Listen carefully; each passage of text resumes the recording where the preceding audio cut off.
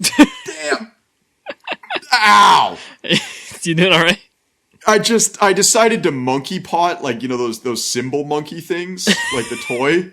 And I just, like, stretched my arms out and bird swung. I actually backed my chair up for this. And it just, Welcome, everybody, to the We Make Poor Life Decisions podcast, the only podcast that will open palm clap as hard as they can like a fucking idiot. The only podcast that I tells you wanted to to clean make your sure room. that you had the spike. I'm your host, English Mike. Joining me, as always, is the human symbol monkey that is the Mothman. Hi. I'm so upset. And the creature laughing at his unfortunate nature is the Frog King. Hey, hear that, Frog? You look unfortunate. I don't think I that's... was talking about you.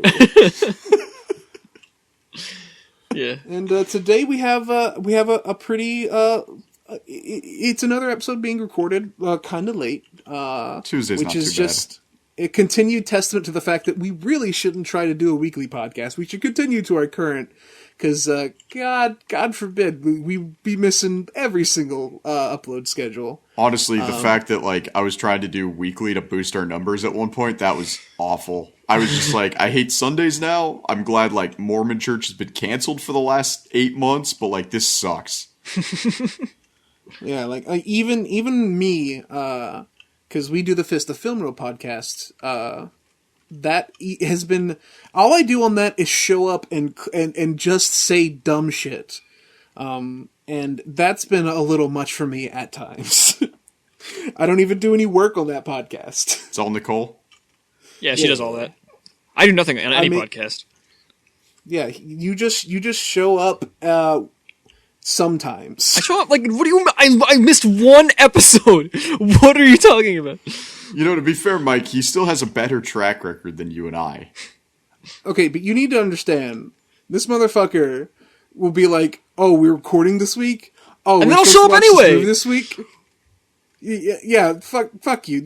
This dude thinks just because you have a girlfriend and you have a personal life, whatever the fuck that means. I literally, even though I'm confused, I still show up. It's like, what are you even complaining about? I'm so confused. Like, we have, like, this set, like, meeting, and, like, we decide them ahead of time, and then your dumbass will just appear and be like, wait, that was today? That thing we talked about yesterday? What does it matter oh if I my still God. come? You dumb baby bitch boy. Fuck you. You're just being mean. Gosh, I have no horses in this race because, I have no horses in this race. You should get some horses. I really should, except I've lived in Idaho, and I have absolutely no desire to ever own a horse. Me neither, Like, honestly. my religious ex-girlfriend was from Idaho, and, Was she a horse girl? yes. Yeah, exactly. Here's the thing about Idaho and horses. Meridian, Idaho, so, like, that tumorous suburb city that grows off of, like, every major city. Like, you have New York City, and then off of New York City, you have, like, Chicago growing off of it, like, the suburbs. That's not how that works. Those two cities are, like, have, like, 5 states between them. No, because Al Capone is from Chicago, and the Godfather's from New York. It's they had blood ties. Chicago! The Godfather's a movie, Moth. But it's based on real events. No, it's not. Yes, it is. It is. I literally just watched a That's YouTube it. series I'm about, googling like, it. Is The Godfather based on real events? You're so stupid, and you're ruining. Oh, okay. this podcast The Godfather with that franchise is heavily influenced by many real life mobsters and events. Influenced by many. You just disproved yourself, and you said it with such confidence. Fuck you. No, it's based on a true story, just like that movie. It's based on a lot of true stories. The thing you just Just said, like the story you about the just horse said- on the boat, Seabiscuit. the thing you just said it was influenced by many real life. There's no, like, the Godfather's not a real person. Okay, I'm Well, telling my you, like, the whole Godfather's pretty Sonny real. Corleone What do you thing, guys say that's about that? probably based on real events. Come on. No. And that's the final. It's like No! it's like the fact that The Predator is based on the Vietnam War. It's based on real events. That's Or not Rambo. even true. Well, speaking of Rambo. Rambo's pretty cool. Join us if you're listening to this. If you're listening to this, then the next episode of the Fist of Film Reel podcast over on Nicole Carter's YouTube channel, which we'll link in the description, we are going to be talking about First Blood, the first Rambo movie, Wow. which I had never seen before Me neither. until we watched it. It was So good. I did. So now that we're done with the introductions, where Mike considers not alive, are we ready to get into the 3 stories this week? The 3 stories, like the 3 Stooges. So Basically. in dedication and celebration of our co-host's upcoming birthday, which, granted, we didn't do anything for my birthday. We didn't do anything for Frog's birthday. That's because you guys didn't ask. Like, if Mike was like, "Hey, Moth, can you Motherfucker. request gay porn drawn of the 3 of us?" I would do that for you for your birthday. Muff, you didn't ask either. You came into this call and was like, "Hey, my birthday's in 2 weeks. We're gonna do this," and we're both like. We both said no, and then you said, "Okay, I won't tell 25 stories. I'll only tell 3." No, we got it perfect. So this week we got 3 stories. Next week we got 3 stories. God forbid I remember any other stories. And we're probably gonna have Itsumo back if I can get him on. So it's gonna be perfect. I wouldn't guarantee that just to make sure, but No. It's allegedly he'll be back. Hey, Itsumo is not only a fan of this podcast, but he's a friend of the podcast. I like him. I like him a lot. I like him way more than I should like any innocent human being. Yeah, 'Cause, he's a good lad. He gives me hope for humanity. Like, whenever I see him post anything, I'm like, I didn't know there were still pure people on the internet. And I don't mean pure in that, degrading way. Some people's like, oh, he's such a pure boy. I mean, Itsumo is generally a pure human being in the best aspect. He really is. Kev was having, anxiety. We won't talk about it, but he was having anxiety over the election, and he sent me a message like, "Mike, you know a lot about politics. Could you please just, I'm not having a good day today. Can you just please tell me it's gonna be okay?" And I had to break down all the election coverage and then tell him to just log out for the day. And Just tell him to trust the plan, Mike. he came back to me the next day and was like, "Yeah, I logged out and I felt better. Thank you." the end. Mike, just tell him to trust the plan and he'll be fine. I just Wrong need to podcast. know, Kev, you're listening to this. You just need to know the storm is coming. So we got 3 stories this week. Should we just jump right into it? All these is when we're talking about this cringy stuff I've somehow gotten away with in life. We got these. Okay, you ready? Okay. I don't think anyone has ever been ready for a single story you've ever told, but we are as ready as anyone could ever be. So All right. please. So it's probably summer 2012 in Lackland, Texas, and No, it's not summer in 2012. It's circa winter. 2012. Anyway, we're telling a story here, Mike. So let my warm narration come over you. I don't want anyone to come over me. The first thing you should know about the military is upon completing basic military training, the average recruit is then sent to one of multiple military bases that specialize in their career field, often referred to as MOSs. In my case, they were called AFSCs. Why are you making this voice right now? I'm narrating, Frog. I'm narrating. You never do this. Well, great. Now I lost the voice. Thanks, Frog. Thanks. Good. Yeah. All right, so my AFSC was Security Forces, which is basically military police. For anybody in the Army, it directly translates to military police. For Navy, it's Master of Arms. Equivalent of infantry. If you get many deployed, arms you're the do you first have? guy getting shot. So I ended up at Security Forces, not by choice, but by the fact that I didn't know what going in open general meant, and it meant I could either be a dentist's assistant or I could shoot big guns. So I decided on the big guns. So in Lackland, you go from the military training barracks, BMT training barracks, 3 blocks to your new barracks, which sucks because that means you get to see your old MTI, that's military training instructor, for the next 3 months. It just sucks. So I spent about 6 weeks with the group I was in. We were on rotation. It's a 12-week. It's 13 weeks, but the first week is basically just STD videos where it's hey, at no point in your military service should you ever have sex. should you ever marry a woman, and should you ever reach the rank of E6 Should and you ever immediately buy. experience joy? Yeah, and should you The never military is no fap. and should you never reach E6 and immediately buy a Ram 1500 with like a 30% lease. It's just don't do this. It's the military. And of course we do all of that. It's the military. I had guys literally get off base. Like, we were let off base, I think, week 2 or week 3. And these dudes blew $10,000 signing bonuses on strip clubs in a weekend. Based? Not really. I mean, based out of Lackland, sure. Like, those are some of the most profitable strippers in the world are in Lackland, Texas. I'm not even kidding. I guess I'm moving to Lackland, Oh, wait, San Texas. Antonio. Yeah, San Antonio. Sorry, not Lackland, San Antonio. So I was with these guys for about 6 weeks, and then during a PT run, I straight up collapsed. And it turned out I was hyper dehydrated because you should not drink an energy drink for breakfast every morning. Seems advisable, yeah. No shit, dum dum. So we were doing like a PT, and the problem is we had a not a drill instructor, but like an actual teacher who had gone from training the special forces group to security forces. And security forces is not half as elite as special forces. Like, we are the actual special forces of the military. It is the lowest ASVAB score requirement to be in there. Like 33 ASVAB. That's an IQ of like 63. I don't know what that means, but okay. They're the dumbest human beings on the planet. Like, we are special forces in a different way.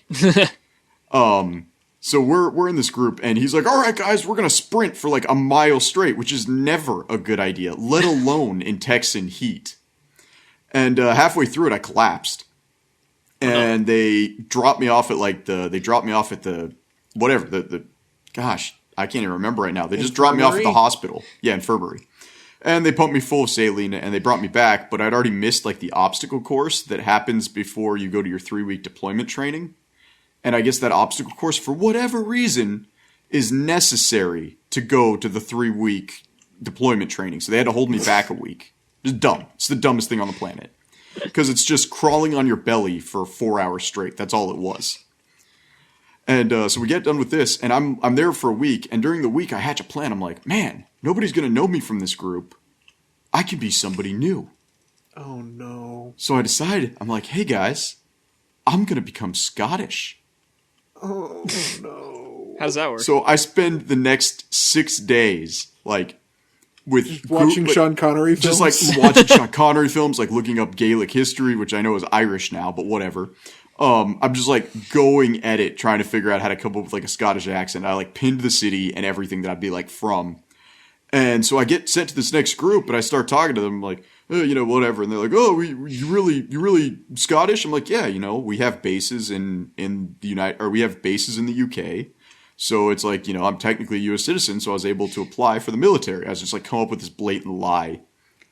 And it went really, really well during the deployment. I hate this. This is so... Like, these guys, I'm not kidding when I say special forces, or security forces is special forces to another degree, because this would have not worked with another group of human beings. Like, these guys are paint chip stupid. And it worked perfectly. Until... after the 3 weeks, when we're back in class learning about how to properly arrest people, an actual guy from England transfers in. And he picks up on my bullshit immediately. And I'm too deep now. I've done this for 3 weeks. And he's like, so, what part of Scotland did you say you were from again? And I'm like, Wales. Wait. At no point did you establish that you had been doing an accent the entire time? Yes, I had been doing an accent the entire time. I mean, I would assume. Yeah, no, like, you'd think so, but at the same time, he never said it. So for all I know, like, he could be like, I'm from Scotland, but I moved to America because I had American... No, I had a fake accent the entire time. I'm like, don't you worry about it, lass. Just like saying, and these guys did not figure this out for 3 weeks. I go through the entire deployment training, running around breaching doors with an M249, just like, freeze, you bastard! Like, just screaming at these guys, like, all the time. And these guys, like, it's an Irish accent, they can't figure it out. So, I have a feeling this British dude, he probably was like, I'll let it pass. But then at some point you're like, I love soccer. And he was like, this motherfucker's not real. No, he called me on it immediately. Like, it made the rest of my training a living hell. Like, those next 5 weeks sucked. No shit. You literally was like, here's the deal, too. You're like, I'm gonna live this double life to be more interesting to these people. And you did a bunch of research, but at no point did you decide where from Scotland you were from. You were the smartest dumb person for 3 weeks. Congratulations, you dumb piece of shit. Congratulations. I like how much this story is offending Mike. It's so stupid. I hate you. I hate you so much. I hate you more now than I ever have in the 3 years I've known you. It's because I come from Irish blood. I am Irish and Native American. Oh, do you know Jack Hepzibah? So you're like the biggest alcoholic? Yeah, my family is. That's the reason I don't drink very often, because I'm terrified that I will love it. In fact, I do love it, because every time I do drink, I drink too much. Yeah, like you think about the fact that you watched Made in Abyss and you just like had to make yourself a drink. Listen, we will get to that. Okay, so you ready for story 2 then, Mike? I don't know, man. Is anyone ever ready for a story you tell? No. All right, so this is back when I was living in Utah fixing computers. All right. So big thing in Utah, a lot of Mormons, big thing is genealogy. So they all buy these like $300 laptops, like these Toshiba satellites, and they just do genealogy on them all day, every day. Like they just like, oh, I found more about my history. Surprise, I'm related to Brigham Young, just like everybody else here in Utah. Like, so I'm familiar with that was funny. I realize like how much I crap on my religion on this podcast, but it's one of those things where I go to church and I feel nothing but disdain for a lot of the people there. And I'm like, man, you guys are all really lucky that I believe this is true, because I hate every single one of you. Love my neighbor. But so yeah, we got these laptops.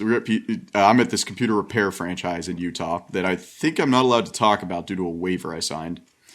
And look, it's a franchise. If you lived in Utah, you know what the franchise is. Don't worry about it. Fun fact: that franchise also owns Zydax PCs. That's why Zydax PC doesn't advertise in Utah. So yeah, now that I gave everything away. So I'm fixing computers, and this old dude, like, you know, like people that are like bent at a 45-degree angle whenever they walk around, you're like, how do you maintain center balance? I love that sentence. The people that are shaped like L blocks in Tetris. Yeah, exactly. And this dude's like holding his computer, like his laptop, like it's like a stack of books. Like he's an ancient librarian, complete with like the long nose, the hair coming out of his nose, like the bushy eyebrows and the glasses that are like he is like a Pixar grandpa. He like comes in and he's like, "Hello," and I'm like, "What can I do for you?" He's like, "I have this computer and it is slow." And I'm like, well, cool, yeah, we're here to fix this. So I sign him in because he had one of our computers, so he gets free fixing on it. And he leaves. And like 10 minutes later, I get a phone call, and it's this like woman online. She's like, "Hello?" And I'm like, "Hey, what's up?" She's like, "Did my husband drop off his computer?"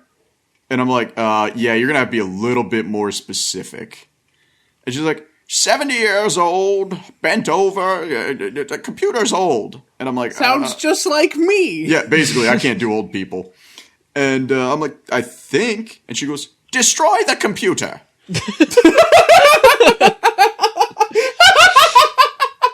Sounds like a supervillain.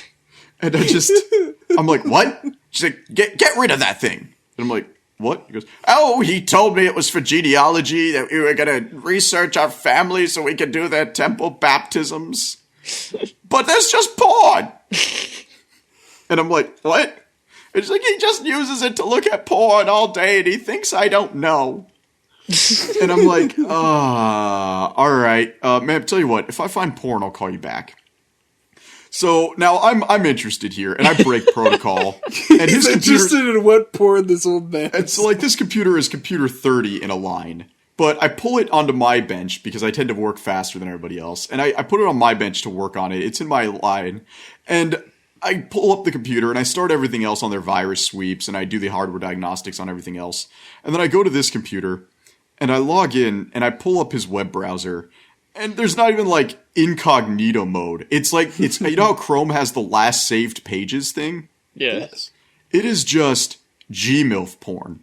Like, I think one of the websites was literally called Silverbush. And my mind is totally blown. And like, I'm seeing like old raisins to the floor. Like, I'm seeing pelvises that are bruised like purple. I'm like, what is going on? The whole time you're just hearing Aladdin sing "A Whole New World." Yeah, I'm sitting there like, am I going to look like this one day? Am I going to be this old man with like a pump in my left hand to keep my pee-pee hard? Yeah. Oh. And so like, I call the old woman back. And I'm like, ma'am, you were right. She goes, I knew that bastard was lying. and I'm like, okay. She's like, destroy the computer. And I'm like, I can't do that. Computer. Like, I can't do that. I can't destroy your property. I give you permission. And I'm like, ma'am, I'm going to repair like this. Emperor Palpatine. And I'm like, I'm going to repair this computer and give it back to him. So I like hang up. 20 minutes later, this like freaking Lincoln, because of course it's a Lincoln, pulls up. And this old ass lady, like, it looks actually a lot like her husband. Like the whole, you know, as you get older, you look like your spouse kind of thing. Like, waddles in here, and she's just like, where's that computer? And I'm like, it's right here, man. Did she walk up to you wearing a cloak and just went, I am the Senate. No, she comes up and I have her give me her ID to prove that she's married to this guy because I don't trust this lady. And she's like, well, you got to get rid of it. I'm like, ma'am, I cannot do that. Like, I know you think I can, but we do have customer confidentiality. She's like, what can you do? I'm like, well, I can wipe the computer and start fresh. And she's like, do that, do it, just do it. So I get permission from her. I have her sign saying I'm okay to nuke her computer, and that I nuke it. And I call him back and I tell him like, oh, you know, the computer was busted to hell, blah, blah, blah. We had to reinstall Windows. And I gave it back to him. And I don't know. That's their problem, not mine. So what made you remember this story where you basically just like, this old lady had you like do espionage on this rickety old man's taste in pornography? Which, granted, I'll give the man some points here. He wasn't batting he stayed outside with his of age group. Yeah. Yeah, no, he's batting 70 for 70. Yeah. That dude knows what it's. You know what? He's probably just like, my wife isn't putting out. I'm just gonna find someone who looks like my wife. No, good on him. I think the most terrifying aspect of this story is like you always kind of hope that as you turn like 50 and 60, like you kind of become wizened and indomitable and like the living example of like virtue and this like paladin of virtue and positivity. And this old man is like 70 still jerking it on a laptop. I'm like, man, I gotta fix my shit before I turn 60. See, that's where I differ from you, Moth. Personally, I have this like this big grand dream, and the first part of the dream is very like fantastical. I want to own a house. The second part of the dream is that I want to be an old man sitting in a rocking chair with a gun on his lap, and big iron on his hip. And anytime a child wanders onto my yard, I get to scream at them. And scream at them like no one's ever screamed. I want to be the old man from Monster House. But without killing my wife. Did he kill his wife? I mean, the house fell on her, didn't it? No, she fell into the cement and became part of the foundation. She fell into the cement. The cement. It's a uvula, so it's a boy house. Well, what? Wait, you don't remember that line? Oh, no, you... Yeah. Oh, okay, it was a line. I haven't seen Monster House in a long time. Yeah, me too. But I do remember that you mentioned it, though. Gosh. So, I don't know what caused me to remember it. A lot of these stories, like, as I'm falling asleep at night, you know how people have those things where they have the falling dream and then they like flop on their bed randomly? Yeah, I love those. Yeah, I have that with cringe. Like, I'll randomly just be laying in bed, I'll remember something cringy, and then I'll just scream, drugs are bad at the top of my lungs. Yeah, you told us about that on the last episode. So it's bad. Frog, you realize you're still streaming your video, right? Am I? Cool. I'm worried that's going to mess with the audio playback. It shouldn't at all, but I mean... You mentioning it's definitely going to mess up with the audio. So I don't know. Third story, actually just got an update on the third story. Last story, and then we can get into the actual anime discussion of this podcast. Oh, I was hoping it would never end. No. I got 3 more after this. I mean, we could talk about like the fact that I had a Little Mermaid breastfeeding fetish at 5 if we want, but that's for next week. Can you even consider it a fetish if you're 5? Yes. I mean, hey, I was born this way, just like my girl Gaga says. This is getting in your Didn't she territory. die? What's the third? What? She just released an album called Chromatica, which is a phenomenal album. Her duet with Elton John, like, That's wild. are you serious? Yeah, listen to fucking Lady Gaga? Yeah, I love Lady Gaga. Okay, I don't know Moth, anything about her. you are literally an enigma of a human being. No. Everything about you is so like out. It's so fucking weird. Like What? of all the like musical acts that I could see you being into, Lady Gaga doesn't even make the list. How? Like, are you kidding me? She dominated the mid 2000s for years. How do you like her and not 100 Gex? At one point, she had 3 top 10 singles going at the same time on the billboards. She is. It was like, Right, but like it was so many Paparazzi, Poker Face, and the one about the disco stick. Like, yes, I remember that. That was the grand old year of 2011. I think it was 2007. Yeah, it probably was before then. I don't remember that well. Yeah, so like she's a phenomenal musician. Honestly, though, she hasn't really hit the levels of the Fame that like there was the Fame Deluxe Edition where they added like 8 more songs. Fame Monster, that's what it was. But like, Born This Way didn't do a whole lot for me, and God knows Joanne was a terrible album. This is really weird conversation. Like I would genuinely love to have a whole episode just talking about music because I love music and talking about it, but I mean, I've been trying to get you to talk can't about say I know things you anything love about for a long Lady Gaga time, but whatsoever. you're a dumb bitch. Look, here's the thing. Lady Gaga is a very respectable performer because she wants to make music. I know she sounds very produced. I mean, that sounds a lot but like a lot of she's- musicians. She's not. She actually said during an interview, she's like, I like to make music that my metal friends can listen to. I don't see Lady Gaga appealing to metal fans. Yeah, My me neither. entire iPhone, like all my workout playlists are either Metal Gear Solid Rising Revengeance songs or power metal. I mean, I wouldn't call Revengeance's soundtrack metal. I guess it's like punky, I guess. It's kind of speed metal, maybe. Yeah, speed and power metal. Speed metal. Yeah, it's like power metal makes sense actually. Yeah. So yeah, I love Lady Gaga. I don't know why that scares people. No, That doesn't scare me. It's I'm just not that it's confused. scary. It's something I don't expect you to be into. How? Like, I don't get it. Lady Gaga is very like. It's very like mainstream pop. And there's a lot of really good mainstream pop. Like The Weeknd turns out great music. I agree, The actually. Weekend isn't pop. Yeah, it's pretty popular. I mean, pop he's is literally just based on like pop. It's not a real term. He's pop like, is so he's like hard to hip define. hop. No. Pop is a genre. Well, yeah, not but just it's like what's really hard to popular. pin down. I think Yeah, but he's kind of like hip hop. because like Yes. recent pop and like new old pop. He's is, kind of like very different. the 2020 equivalent of when Walk This Way came out with Run DMC. I liked his stuff with Daft Punk. It was good. I honestly liked Kanye's West stuff with Daft Punk more. What's Kanye the West sample, stuff with though? Daft Punk more. Speaking of which, Jesus is King, also great album. Still not as great as my Dark Twisted Fantasy, but a step above Life of Pablo. Wait, Life of Pablo is great. Life of Pablo is kind of mediocre. It sounds Like, granted, Life of, if you listen to like the initial release of Life of Pablo, I'd agree with you. But the final version that was released, it was weird. It's like the first album that ever had patch notes. But like the final version is like easily one of Yeezy's best albums. Yeah, I'm not really into Reduced Kanye at all. N-word It's kinda count strange. to 4.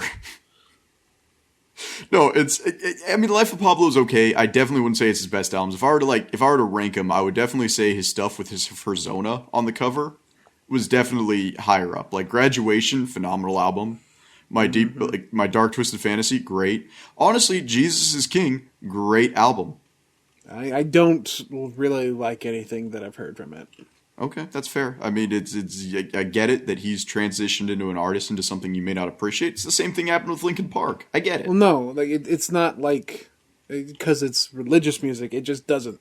It's just not sonically as interesting as his previous works. And I can respect that opinion, man. We don't all have to like the same music. This is a Actually, weird we do. conversation for an anime podcast. It really though, like I'm sure a lot of anime fans listen to Kanye West. Join us next week as we rate the top 5 My Chemical Romance albums. There's only 5, Mike. I know. There's only 5, and honestly, I don't care what anybody says. The Black Parade really is their magnum opus. 3 Cheers for Sweet Revenge, yeah, feeling it, but really, come on. Top 9 TF2 classes. I completely agree with you.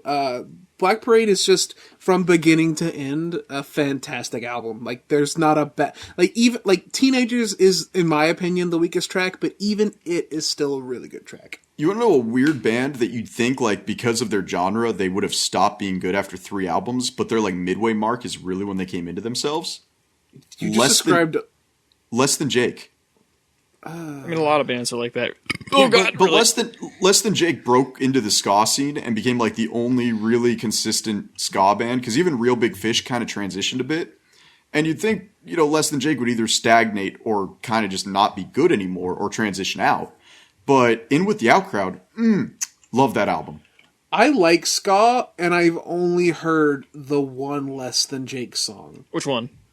All My Best Friends Are Metalheads. Yeah. It's a good song.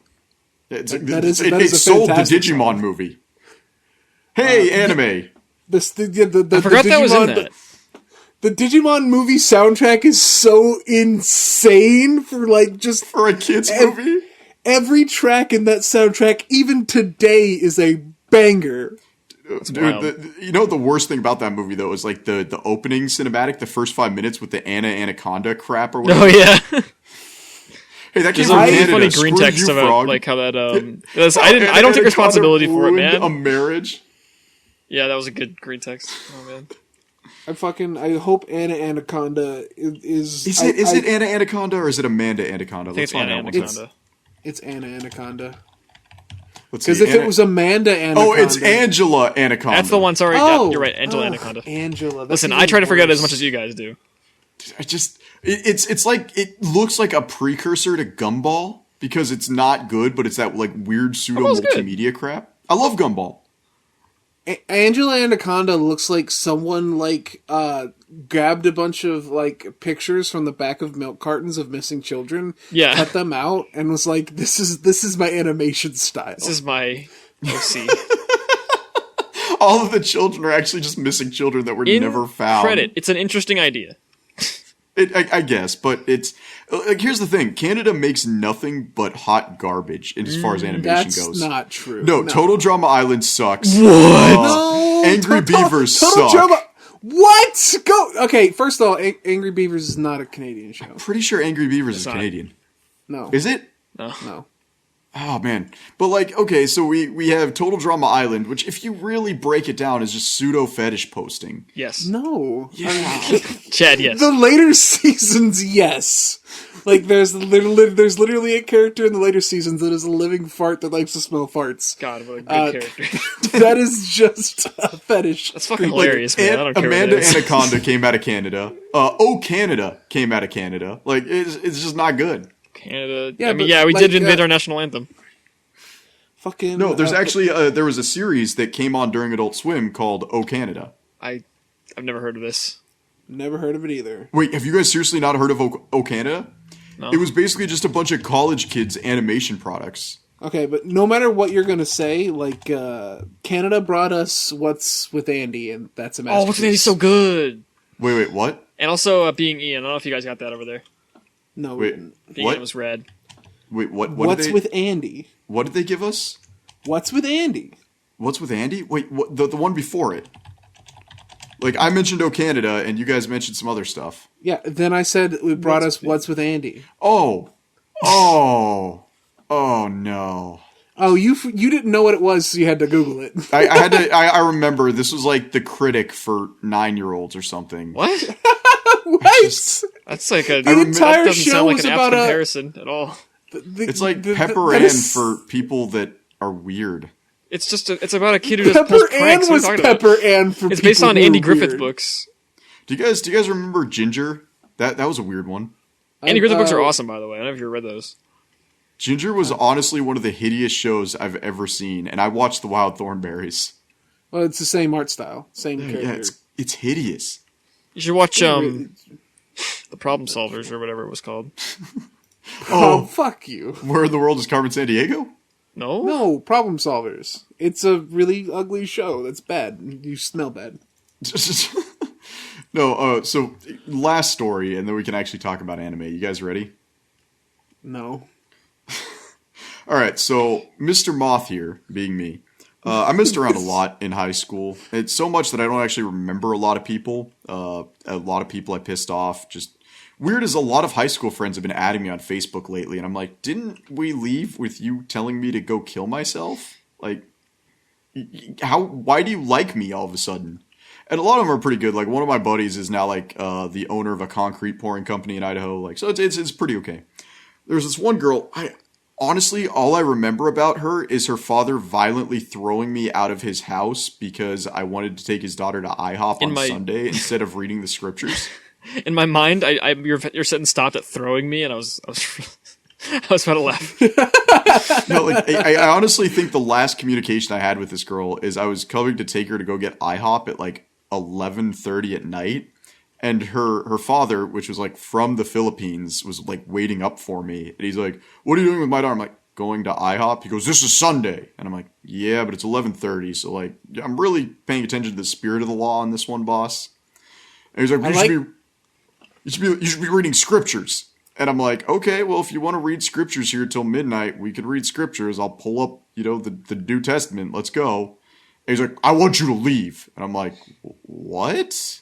He goes, "Get out, never talk to my daughter again," and like grabs me by my shoulder and pulls me out of his house. So I love the idea that a Mormon bad boy is a guy who shows up at 30 minutes till it's not church day to go to IHOP. Yeah, right?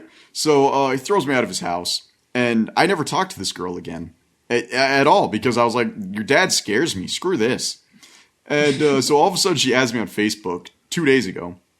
And I'm just going to read you the conversation that we had. I'm reading it straight from Facebook Messenger, and it just updated 10 minutes ago.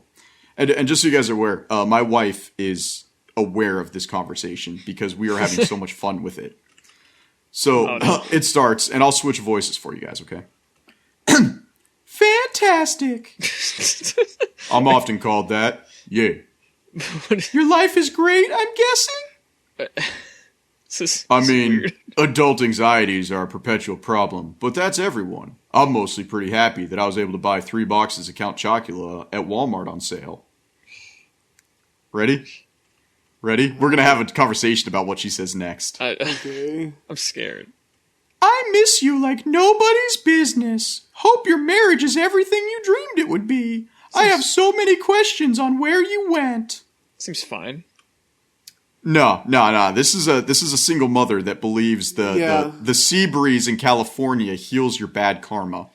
Yeah, the first part where she says "miss you every day," that's her being horny. Yeah, it's so I showed this to some of my buddies on a K Discord trying to figure out like what I should say. And originally I was gonna go with something like, "Yeah, my wife let me buy the big box of dino tendies at Costco and a 32 pack of Bang." But this is actually what I went with. All right, are you guys ready? And I can show you this script. In fact, it's in the Discord in the general conversation. I posted on Twitter, and it's, "Oh yeah, it's amazing. Only downside is I found out recently that you actually have to get a girl pregnant before she shoots milk all over your face." Christ. How'd that go? Man. This is I just had to send my wife this because I can't believe that I can't believe she didn't get the hint. So, ready. I don't know what to say yet. Thanks for letting me know that you do not yet have children. I have 2. How's the wife? Are you guys trying for a child? I like how she's trying to maintain normalcy here, and you are acting like an unhinged Neander man. Yeah, I don't know. It seems like she's being relatively normal here. I mean, granted, she came at it with a little bit of horny, and you responded with just, I'm gonna unscrew the crazy bottle real quick and then put it right back on. I don't know what to say here. Like, the fact that she has kept a straight face this entire time, I almost want to give her credit for it. Yeah? Like, I'm trying to figure out what to say next. Like, you know, like, yeah. Moth's over here, like, autistically trying to come up with a master plan, and she's just like, I'm reconnecting with this hot guy I knew from high school. And don't get me wrong, I'm way hotter than I was in high school, but like, holy shit, lady. So, I don't know. I don't know what to do to tell this girl basically, like, hey, if you can't tell, I have no interest in you. Because I kind of am enjoying it right now, like... You're so mean. This is like, be a frog, you're like not on your side on this one, you're being really fucking weird. Like, here's the thing. My wife has spent 9 years raising a man-child, okay? She had to teach me that girls don't pee from their butts. She had to explain to me that a girl has to be pregnant before she lactates and that anime's not real. Like, my wife absolutely deserves a loyal husband. I'm not talking about that. This is not loyalty. This is... Moth, I do want you to know, though, and this is true, a woman actually doesn't have to be pregnant to lactate. I'm aware of that, but, like, my wife didn't like the fact that I was trying to sneak lactate into her Count Chocula, so... Oh boy. Like, I actually got in a lot of trouble because I do this thing sometimes where I sneak shit to the Amazon shopping cart. And one day, I just get a phone call while I'm at work. I think I was, like, laying under a CT because I was trying to get, like, a motor out or something. And I get this phone call, and I put it on speaker, and my boss is in the room. And she's like, did you put lactate in the shopping cart? And I was like, oh, I'm taking this off speaker. So here's what I'm going to recommend. You just, like, treat that conversation like you would normally. I mean, at this Don't point, he's try in too and deep. I think you told her, like, terrorize you start asking her about, like, her tax information. Honestly, no, at this point, I'm going to be like, hey, so I noticed in your About Me section, one of your passions wasn't home wrecking. What's up with that? Oh, God, that's just mean. like, she hasn't come on to you Here's the super thing. hard. I have a female coworker that I've been sending these messages to, like, hey, what does this mean? What does this mean? She's like, honestly, I'm surprised after the Count Chocula thing, she wouldn't be like, I enjoy eating Count Chocula in bed as well. Would you like to eat Count Chocula in bed with me sometimes? No, like, that's the here's thing. the deal. But she's not being, like, rude or anything. The first message you read, I could tell that she was, like, trying to send you vibes. Yeah, But right? at the same time, like, that's kind of normal when you reconnect with someone that you had a thing for. No, like, I'm over this. Like, I am Like, happily I'm not telling you to feed into it, but stop torturing this poor woman. Like, she just like, oh, hey, I knew this guy. Oh, I kind of liked him. All you have to do is like, yeah, my marriage is going great. Hope you find someone's temple. Here's the thing, like, I'm trying to... here we go. Here was my most recent Facebook post. My fellow Alaskans, who wants to go and catch and tame a coyote with me? Okay. Like, I don't get it. Or here, like, my entire Facebook is just mindless shit posting, so the fact that anybody sees that and still wants to get horny over me blows my mind. Like, not to get political, but does anybody actually like Wallace and Gromit? I don't know. I don't think that's kind of I don't know. Okay, your dumb things that you post on Twitter, they don't can be really, charming. like, they very rarely ever make me laugh. But, like, in the context of those same thoughts on Facebook to people you know, like, that makes, those things would make me diabolically chuckle. Like, just the idea of someone like reading the thing you just said and being like, "That boy ain't right." Like, I mean, You okay? here's the thing. The other day on Facebook, you know that tweet that I posted where I'm like, in this thread, we're going to talk about jobs we wish we could have, but can't. And it was just a picture of a milkman. That's a good thread. That's a good post. Like, I posted that on Facebook as well. And like most of my mutuals on Facebook know me. And It's they're got like just wind like, energy to it.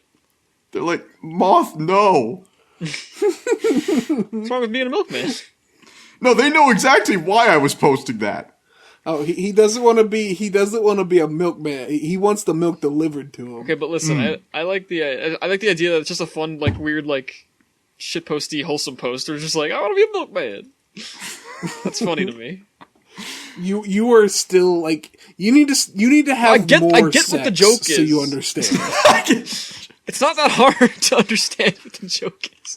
Frog has only recently had his innocence cracked, and he needs to What are get you it fully fucking- cracked. So, okay. So that was the three Moth stories this week. More like mosque stories, am I right, baby? Oh! I Welcome feel to the like I've religion been aged by 10 podcast years. Where we were religionist. Yeah, we're religionists. I'm a religionist myself. It really, you know what? There are personal stories I could tell, but like all of them revolve things that I don't want to talk about. Then But you my know what alcoholic dad beat me. Based. My dad did used to like to play a game where he'd get really high and he'd look at me and my sister and say, "All right, go hide, and the first one I find is getting beat with my belt." Is that where you like just hid in the hallway so your sister was safe? Yes. I like the game where you go. There's a joke here Like the somewhere. risk of There's rain. There's a joke here somewhere. How do I?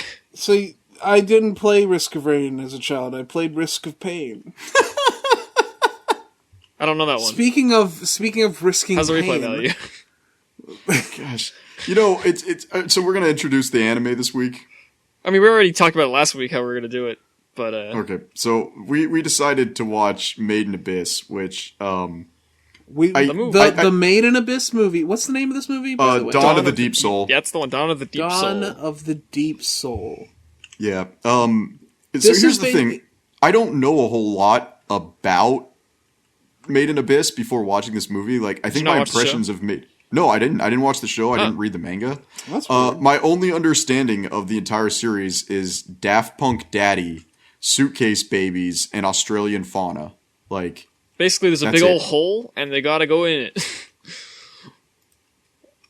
That's the gist of it. Moth is pretty familiar with going inside of strange holes. yes. But yeah, so I actually used to spelunk because that's like one of the few things that there is to do in Idaho.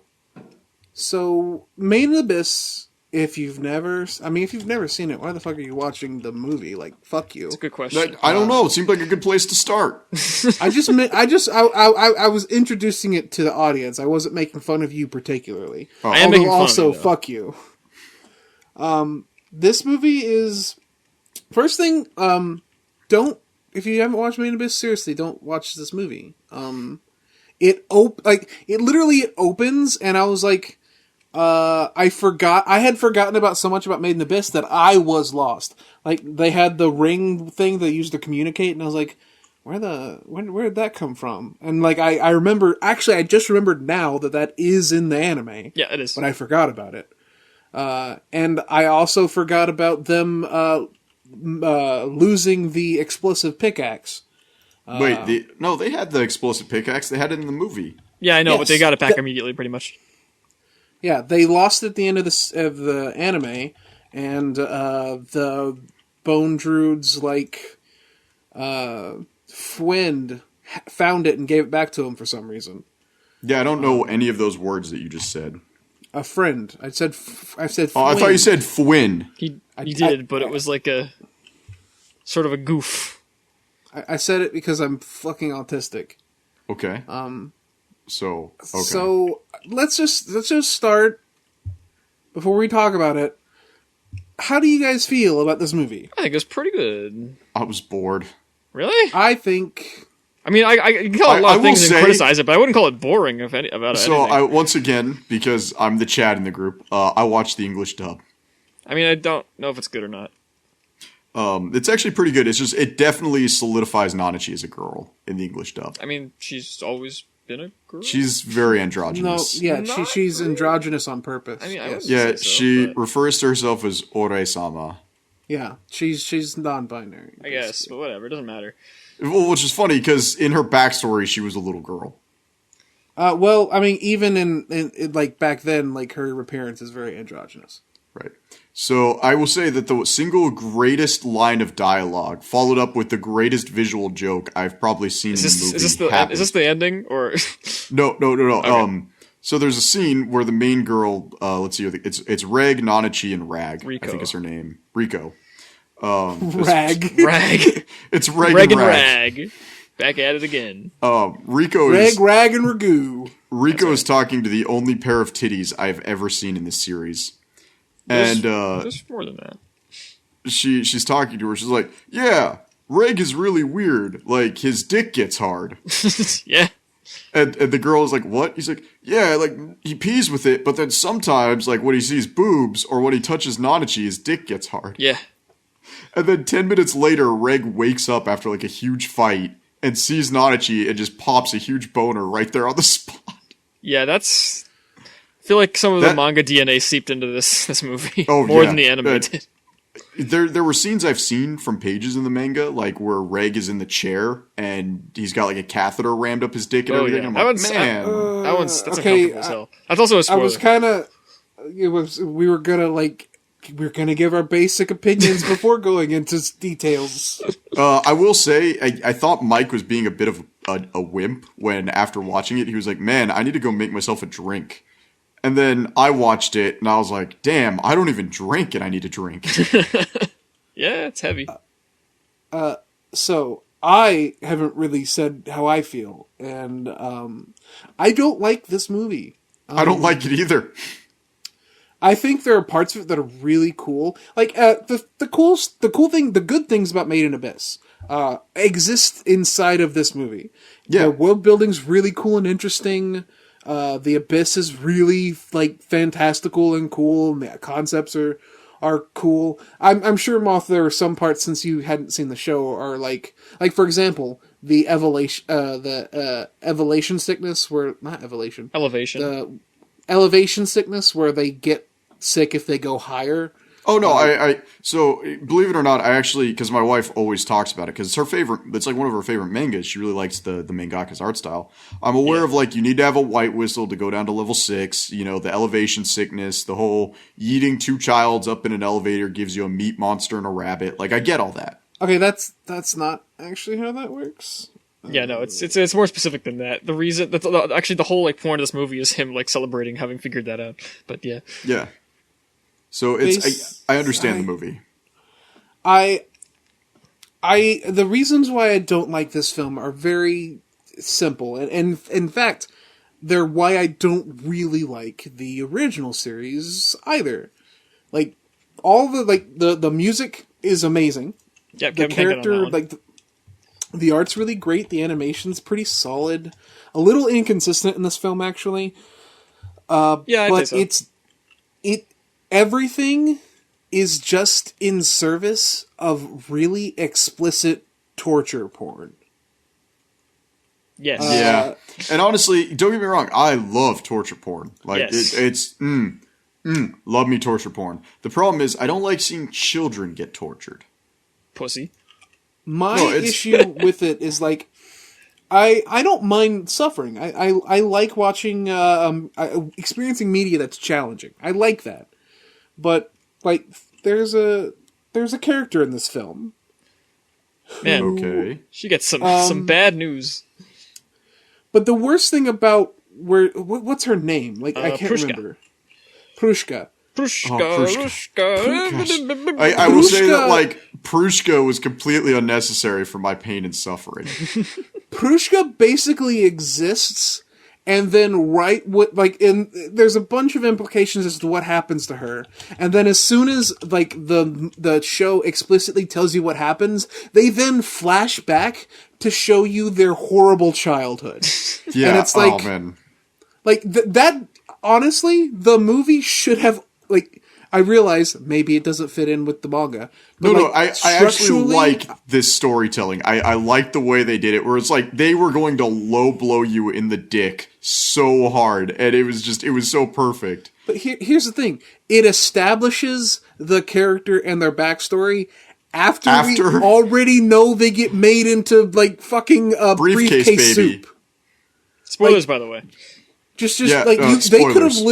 could have easily opened the film on that flashback, because that flashback ends with them showing up. Like, no, it felt very Quentin Tarantino to me in the best way possible. Like, there was no feet in anything. Okay, they took off his feet, or they took off her feet at one point and showed it to her. Oh man, don't. Oh, so Hateful. Damn. For those of you who haven't seen Hateful Eight, there's a scene in the movie where the best character just gets shot in the chest, the Kurt Russell character. And you're like, whoa, where did that bullet come from? And as he's getting shot in the chest and murdered, they decide to stop the story and go back to like 18 hours prior and explain why there were people waiting in the floorboards to shoot him. And they absolutely did that here. And I actually just appreciated the audacity of the directing there. You see, but that's the thing. Hateful Eight is like, it is a movie that takes place in a single room, and it's like that's cute and that's quirky. This is like what happens is Bone Druid finds he uses his child, turns her into a briefcase of a brain, and then like uses her briefcase brain to like go through the ascension sickness and get morphed into a furry with the ability to see the waves in the air that make people sick, so that he can study it and be a cool dude. And also just ascend through that layer. It shows you all of that, and then it shows you everything right there, and then it shows the suitcase shooting out of the thing in his back, and then as soon as you see it, it does the slow-mo, and then because it already established in this film that the suitcases only get ejected whenever they're used up. So it shows her flying in the air, her little suitcase shell, and then it's like, all right, everybody, now it literally goes, yep. That's me. I bet you're wondering how he got into this situation. It's so like... I think that's actually really cool. I mean, you might be frustrated, but I don't think it's a bad way of storytelling. No, I think it's phenomenal. By the way, I just so you guys know, to update the other story, to break on tangent real quick. I just came up with the perfect response and I just sent it to her. Oh no. Jesus Christ. So she's, back to that conversation. She's like, thanks for letting me know. Thanks for letting me know that you do not have children. I have two. How's the wife? Are you guys trying for a child? Here was my response. I don't know. I think we're doing something wrong. My ass is sore all the time, and she's no closer to being pregnant. Okay. It's a pegging joke. I know. I know what it is. Frog, it's the idea that she's using a strap-on my ass, and she's not getting pregnant. Just by the way. Okay, Made sorry. in Abyss. So back to Made in Abyss. By the way, recent chapter, Red gets pegged in the ass by a moth. That's crazy. So, last episode we watched In This Corner of the World, right? That film has a lot of like dark implications and some really twisted imagery. Like, not twisted, but like really uncomfortable imagery. And Moth had an emotional and mental breakdown, just being forced to face that. No, this movie I actually found myself thoroughly enjoying from start to finish. I don't like children being mutilated. Well, I didn't like it, but then again, I'm not super invested into Made in Abyss. I actually really like Bone Dread. By the way, if you actually look at the way his name is spelled in English, it's a freaking furry name. It's like Bone Dread. It's Bondrude. Yeah, it's Bone Druid. It's Bondrude. It's got a W. That's about it. Yeah, it's a furry name. Like, I like it, okay? I think it did a much better way of telling a sad and depressing story. Well, I mean, it's not really the same kind of goal in mind here. Do children get murdered in this corner of the world? I wanted to bring this up specifically because it is the exact opposite. Like the movie we watched last episode, it was like a really thoughtful explanation of a character's life that ends very poorly, but with a little twinge of a hopeful note. This movie, fuck this movie. There's no happiness. There's no bit of joy. Dude, Riku is a psychopath. That was wait, Riku? You mean Rico? Reg? Whatever. Rico. She's a psychopath because she's a light switch. She goes from like crying sadly and in the most like terrified ways to like, haha, let's jump through a portal. That's bipolar, not psychopath. That's me. But no, like this movie has like fucking Nanachi. Okay, there's so much like preamble I have to make before I talk about how much I hate this film. So in the original series, it is established that Nanachi previously was a slave for Bone Druid and even helped him in creating the suitcase babies that they use to avoid the evolution. The negative side effects of the curse. Curse By of the way, Abyss. wait. It's this thing where like it has to rely on true love, or else the curse doesn't No. work. That's separate. That's separate. The thing that the true love thing that's what creates a furry. Yeah. Yes, true love makes a furry. True. Because he becomes like a scorpion wolf fox. Just a kind of. So that was like the scorpion tail thing was just because that's the body that he went into. That was rad. Happened to have that. I gotta say though, like the scene where his Medicaid version of himself just like yeets the helmet off and jams it on his own head God, was it's great. cool as hell. That was like I don't think this movie is without cool things. Like that entire scene, everything before and after that was super fucking sick. It's And really like cool, even like the what the torture fuck's going porn on? scenes, like Prushka, I love Prushka. Yeah, feel Prushka for is a Prushka. precious bean. She did not deserve that death, but they had to get to level 6 somehow. But that's the thing, though, right? Like this entire movie, it is the original series built up the confrontation. This movie is the confrontation. Yeah, and that's what's we- so good about it. It's a hyper-encapsulated point that deserves the animation budget it got, and it's really good. Okay, it didn't have like standout animation. It had pretty good animation. Are you kidding me? The Reg Daft Punk fight was phenomenal. Well, yeah, when it counted, but Like the scene to scene animation is pretty. it's Like, average for the series. It is yeah. non-distracting. Yeah, it's not like it is Redline serviceable, where every scene and it's is good in the phenomenal. parts where it needs to be good. That's about it. But the issue here is that like Bone Druid, and this is an issue with the story, not so much the film itself.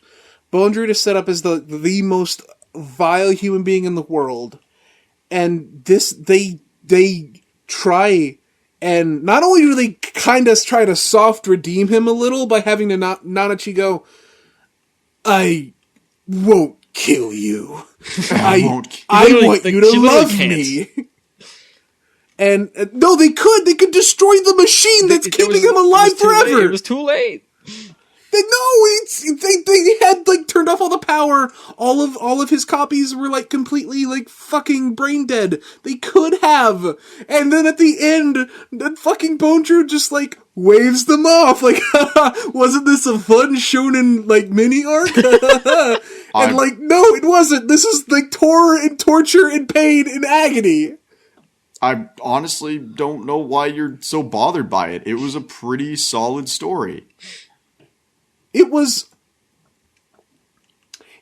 literally like I want you to okay, so we all know in Dragon Ball Z, like Frieza be like in between the Frieza saga and like the Tournament of Power, Frieza gets a little bit of redemption and becomes a good guy. Kind of. This is like all of those like 20 years of character development and like action and plot condensed into about an hour and a half. And it's like, why? Why is this man literally makes children into suitcases so that it's like this is an irredeemable character in every way, and the movie the series is just like, oh yeah, see you later, we'll see you next time. Well, you can't see him later.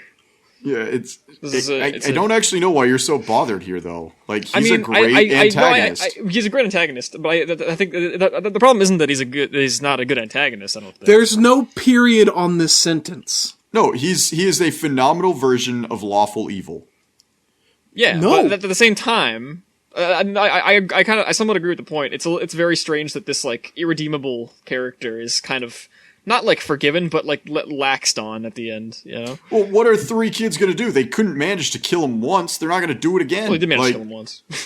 Okay, yeah, but they didn't manage to. They managed to kill him twice. Yeah, actually, I think 3 or 4 times. Actually, I think it was twice because they got him on his body there, and then they got him with the ascended body. The thing is, though, like, the point of Made in Abyss is not to kill Bond. The point of Made in Abyss is to get to the bottom of the abyss. I mean, because Riku is a stillborn child that was brought back to life by a machine, and the machine forces things to come to the center of the abyss. Like, the whole purpose is to figure out why she's being pulled to the abyss. Okay, but the thing you just said is not known at this point in the story. Oh. Yeah, it is. Wait, what? Yeah, it is. Oh, was it? Yeah. I barely remember. Yeah, she's a piece of meat. She is literally a piece of reanimated meat. She was thrown into a box and okay. I don't like Made in Abyss to begin with, so I What? But it's such a great series. You have never seen it until this very moment. Okay, but my wife showed me pictures of a moth. There's a moth? That's cool. There's a moth. That's probably later on. It's a good show. I think it's a good series. I don't think it's like a masterpiece or anything, but I think it's a lot of fun. No, I think the biggest detriment to Made in Abyss, Mike hasn't even touched on. The story is phenomenal. The art is amazing. The local fauna, straight out of your worst nightmares. This is the best part of the series, in my opinion. It's just the world building and stuff. That's like its biggest. The villains are next level. But then Mike has not touched on the worst part of the series. And that's that the mangaka shouldn't be allowed within 500 feet of a preschool. I mean, that's been talked to death already everywhere. I don't. Right, this guy is a next level pedophile. I don't think he's an offending one, but I am gonna say he has Tor on his laptop somewhere. I don't know if that is. Listen, we already did an episode on Rurouni Kitchen. I don't know if we have room to mock pedophiles. But like this, okay. That is something that I wouldn't touch on because we kind of already did because we've talked about Made in Abyss before. Have we? I think, I don't think we have, unless it was very brief. It must have been really brief because I remember talking about it after I finished it. But anyway, Made in Abyss is a series in which you should never read the manga unless you lack human decency and are okay with that. Because like the anime doesn't really have much of it. It's very much not censored, cleaned up. It is very cleaned up. Yeah, I was actually amazed that they did the whole break my arm scene. Oh, that was great. This movie is like, hey, this is a feature film. Why don't we add some of that weird stuff back? Yeah, that's what I was saying earlier. Like, it's got some of the manga digi-nee sprinkled in there, which is like the scene where Reg is tied up to the chair, and they cut off his and they're arm cutting his limbs off, and they have. He's in so much pain and shock that he pisses himself, and they have a tube tied up to his small, tiny child penis, and like the piss is flooding through the tube, and one of them just lifts up the tube and is like, "Wow, this robot's piss is just like a human's. This is pretty crazy. We're gonna measure this. It's so cool." Yeah, we're gonna study his piss. Yeah. Also, can we talk about the weird scatology fetish with Rico, where she's always taking a dump somewhere? That doesn't exist in this film. Not in the film, no, but in the manga, she is always taking a dump, like all the time. I mean, yeah, there's a lot of weird scatological shit just in general. Yeah, so like I said, I don't want to bother talking about the mangaka's weird no tendencies. But yeah, it's been talked honest to death all over question. the place. So let's say hypothetically somebody has either read the manga up to the point where the movie begins, or watched the anime up to the point where the movie begins. Mm-hmm. Or they're about to watch all 3 episodes of the movies, because the 3 movies now tell the first big story. Yeah. Would you recommend somebody watch this? Okay. Yeah, I mean, if you're if you're a fan of the series, it's Thanksgiving. It's my turn to pick a movie. No, that's the thing, Moth. You just put up a bunch of like pretext to like, if someone has already like been into this, would you watch it? And they're like, oh, well, yeah, sure. And you're just like, okay, but what about if Grandma wants to watch it? Like, I wouldn't show my grandma any anime. Period. That would be. Are you kidding me? I would show my grandma a ton of anime. Like, if you like the series, it's more of it, and it gets more intense, and then you probably like that, and that's it's probably up your alley. If you like Made in Abyss, then you've probably already seen this movie. It's more of that. Okay, Mike, I got a hypothetical question for you. This goes for you too, Frog, okay? The last time you asked the hypothetical, I had to cut content from the podcast. All right, I will not be using any racial slurs this time. Wait, is the one that they use for Irish gypsies actually considered offensive? I don't. Yes. Okay, never mind then. Okay, so, hypothetical question, Mike. You're at level 3 of the Abyss, okay? And you just watched one of your dudes get raw dogged to death by a poison wasp. Like, you killed the poison wasp, but your buddy's, like, dead and twitching and foaming at the mouth because the wasp just inseminated his butt. Because that happens in Made in Abyss. And Bond Dread shows up and he's like, hey man, I got 2 situations for you here. Situation 1, you make it to the bottom of the abyss. You never see the surface world again. But you make it. You will survive. You'll make it to the bottom of the abyss. Or I can just shoot you in the head with a gun right now. What? 2 things. What does that have to do with... Wait, why would he do that? Like I can save you all the agony you need to understand, Frog. He's not talking about Bone Druid. He's talking about Bond Dread. I don't know what that character that is. Okay, fine. Bone Druid. All right. Daft Punk Dad. All right. He's got a gun. He's like, I could shoot you in the head right now and save you all the agony of the next 6 months. Or I can promise you'll make it to the bottom, but I can't guarantee your humanity will be in check. That's the thing. That's not what Bone Druid does. Bone Druid buys child slaves and then forces them to be suitcases for his experiments. Okay, fine. Vincent from Final Fantasy VII shows up and is like, these are your 2 options. I would be like, Vincent, why are you in? Am I having a hallucination? Oh, I got stung and I'm the venom is killing me. Okay, all right. Another explorer, another explorer shows up and is like, I can shoot you in the head right now, save you all the agony you'll ever experience. Moth, let me just like I'll clean up this like metaphorical for you. All you have to do is say, "Hey, you can keep going and you'll make it to the bottom, but you'll lose your humanity, or you can just kill yourself here." No one has to show up for this hypothetical to work. Here's my thing. Within the context of the world, everyone is like, for some reason, obsessed with the abyss. It's like kind of like just a part of like. Yeah, it's Junji Ito's Spiral. I still haven't watched it. You're thinking of a different Junji Ito manga. Fuck you. You mean the holes? Yes. Yeah. Okay. So they're all obsessed with the holes. Yeah, everyone's obsessed with the hole, and everyone wants to do it inherently. There's some kind of weird draw to it that everyone feels. So I mean, I feel not actually. There are plenty of people who are happy just to stay in the top like 4 levels. Yeah, but like they're not happy about it. Everyone, the whole like last dive thing is like such a big deal for a reason, right? I mean, everyone wants to be a white whistle to be able to go down past the 5th level. Yeah, but that's not. It's not like with Rico where it's like an actual pull. No, it's not like like a literal thing. But it's like, wouldn't it be cool if we made it to layer 7? Yeah, it's all cultural. Like they built up a culture around the hole. That sounds really weird. I'm not going to say that ever again. The entire universe has basically been, hey, let's build an entire culture around holes. Like, that's been humanity.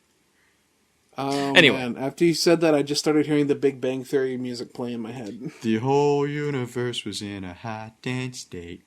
That one. I think my opinion on the movie is like, I think it's good if you like it, because I like Made in Abyss. It's fun. It is probably just torture porn, but it still has an interesting story to tell, I think. I don't think it's just torture porn. And in the end, there is a relatively hopeful outlook in the end, even despite it being very horrible.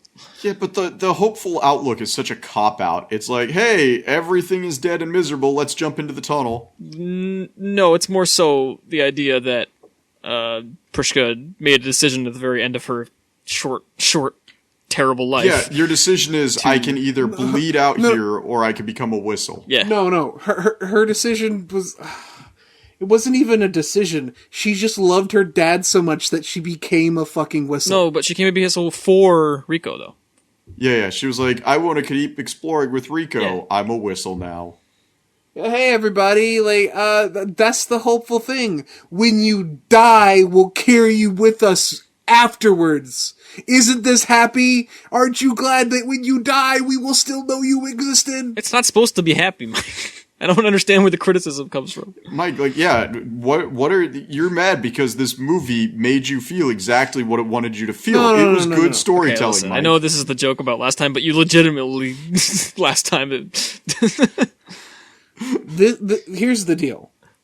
I think with some restructuring, even with the weird torture porn, I think it needs more weird torture way porn. Better. I think there's plenty of weird torture porn to go around in this movie. I've already said it, the Prushka flashback. If you just re-centered the film, because Prushka is basically kind of the main focus. Yeah, of she's the the main film. character of this movie, basically. I think the film should, instead of opening on the film, I think instead of opening on that field of flowers and that one guy. Dude, that field of flowers scene was phenomenal, though. You can't tell me that wasn't great. I could say it's an okay scene. I wouldn't say it's... I mean, what was phenomenal about it? I eat the food to become the food to feed the children. Yeah. What's that? How's that phenomenal? It's a cool I moment of world building. Yeah. I think instead of... I don't think they should have removed that scene, but instead of opening on that, I feel like opening on the Prushka backstory bits, it would have built up to that moment of sacrifice, I think, a lot more poignantly. Instead of saving that for the exact moment when we literally it didn't even save it to the death moment. It saved it to the moment when she literally, her husk gets thrown out and it's just a bleeding. She literally, it saves that flashback to when she is a bleeding hole. That's... Yes. It's... And there's Isn't that how all of our men leave us, though, Mike? Exactly. You're saying that as a joke, but exactly, it's literally the fucking storytelling implications of her being discarded as just a bleeding hole after being used by the only person that she's ever loved is actually psychologically really incredibly fucked up. Yes. I think you're looking for metaphors that aren't there. What? No, that makes sense. That's no, wait, no, what? This makes sense of the way that I could claim anything. Red Line is about men's erections. And then I can give you some bullcrap reason as to why that's true. But that doesn't make any sense, though. You could literally make the story that Red Line has an aspect to it that is about men's sexuality. Exactly, and that's the point. But that's a thing you can say. You're saying, "Oh man, this is crazy," but no, it's just that's an analysis. That's a way to look at the piece of media. You dumb himbo. Okay. Dumb bitch. Dumb fucking slut. Open your mouth and take my kiss. Okay, bitch. so fans of the series, should they read the manga or should they watch the movie? Yeah, I mean, they should watch the anime and the movie. If you're uncomfortable with the content that's going to be in the manga, you should definitely just watch it instead. Okay, so there we go. Also, there's good animation and really good music in the anime, so it's a good deal. Oh dude, we didn't even really talk about it. The music in this movie is so fucking Kevin Bacon amazing. brings it as expected. I was kind of bored.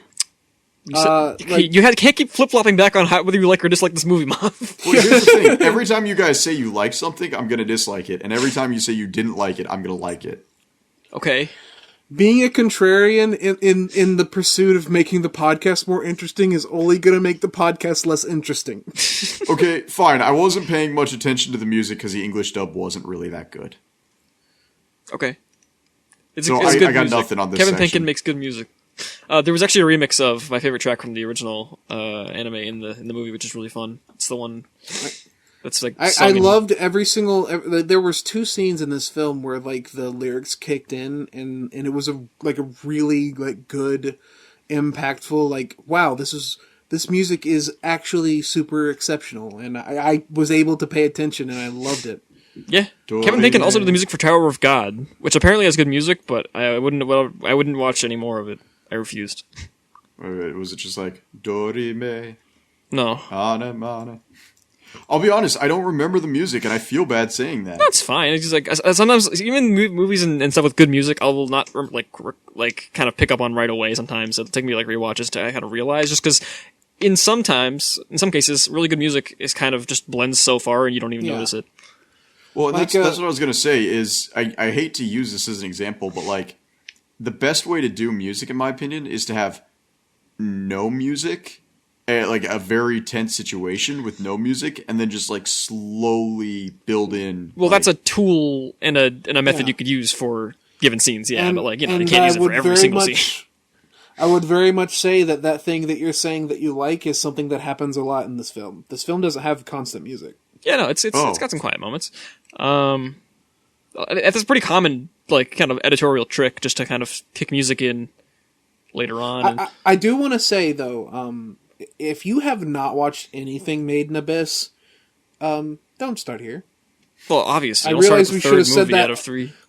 We should have said that a long time ago, but like this is not a good place to start. Like I had not watched the anime in a long time, and the opening scene in the Field of Flowers, I was like, oh yeah, they just go right back in. They don't do anything to help you establish what happened before. No, and I actually appreciate that. I actually do appreciate it as well, because I just wanted to get back into business. Yeah, it's expecting you to know what the hell's going on at this point, and I knew enough that I could pick it up and go. Yeah, but see, I don't appreciate that, because this movie like came out so like far detached from the anime series. I'm sorry, Mike. You're just being a contrarian to be a contrarian at this point, and it's not improving the podcast. There's nothing contrarian. To be fair, Mike's consistent on this point where he dislikes things not having. I don't agree with it, but he's consistent on it. I don't like it when iterative media like does nothing to establish like past norms and just goes forward. It's unhelpful for people that maybe haven't seen the previous one in a while. I guess that's fair, but honestly, as a standalone show, like if you just had, if you had all of them ready, like you'd already seen the previous stuff and you watch it, it's fine. Like if it's on your shelf and you've seen the first 2 movies and it's the third one, it's great. You don't necessarily need backstory. Well, it's not backstory; it's establishing norms. I don't. Yeah. When they were treating Nanachi like she's the leader, I was confused because I forgot when that was established. Yeah, that's fair. So, okay, well, I think we have our recommendation. Watch it if you've seen up to this point. Don't watch it on its own, and enjoy. Anything else? If you like Made in Abyss, you'll like this. It's more Made in Abyss. That's basically all I can say about it. I'm trying to work up the courage, not courage. I'm trying to work up the energy and motivation to actually work on stuff, which I haven't been able to do in a while. I should also do that more. I had a couple scripts written and I haven't actually done any voiceovers for them, and I really want to get working on something creative. Mike, you told me that your mental health is actually doing pretty good these days. Yes.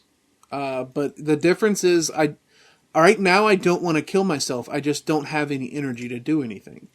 Okay. Previously, I had no energy to do anything, and I wanted to kill myself. We should do a cooperative thing to motivate each other in like a cycle of cool. See, that doesn't work for me. Okay, well, previous people I would work with would try to like instill a cooperative and competitive like environment around me to try and motivate me, and it just demotivated. Well, I don't want to do a competitive environment. I just want to. I think it'd be cool to make something together. That's all. Yeah, like we should make an AMV grouping together. Oh yeah, I do have. I currently my current obsession has been a YouTube reviewer named Tim Rogers. Yeah. And I'm currently kind of have an idea for doing a Tim Rogers style collaborative experience where I review a certain number of anime. And I even have an idea for a narrative to put into it, but I'm not going to talk too much about it because I don't even know if it's going to happen. But that would be cool to do with a bunch of people. Yeah. Oh gosh. Mike, what do I do now at this point? Let's close up the episode with this. This girl just messaged me back. She said, "Do you guys actually want to start a family?" Oh no. I don't. See, Moth, that awful feeling you're feeling is what we were trying to stop you from feeling. And No, you're like, I'm dumb as hell, and yet even I would understand at this point that somebody wasn't interested.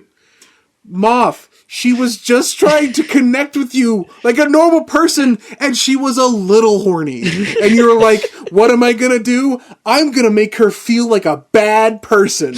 Like, Yeah, she is a bad person. Any woman that talks to me now that I have an established career, a mortgage, and a wife obviously wants my success.